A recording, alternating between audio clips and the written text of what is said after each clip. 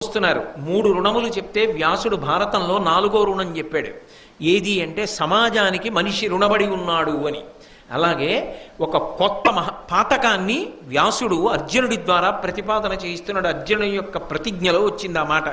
ఆయన అన్నాడు, మానార్హ జన పరివాదిగతికి, ఎంతోమంది చేత గౌరవం అందుకున్నవాడు, ఇప్పటికీ ఎంతోమంది గౌరవానికి పాత్రమయ్యేటట్టే జీవితం చేస్తున్నవాడు ఎవడుంటాడో అటువంటి వాని యందు లేని దోషాన్ని కల్పించి ఆరోపించి అప్రతిష్ట పాలు చెయ్యడానికి అపనిందలు పలికినవాడు ఎవరుంటాడో, ఎవడు హేయంగా మాట్లాడతాడో అటువంటి వాడు ఎటువంటి భ్రష్టగతులకు వెళ్ళిపోతాడో నేను కూడా గతులకు వెళ్ళేదనుగాక.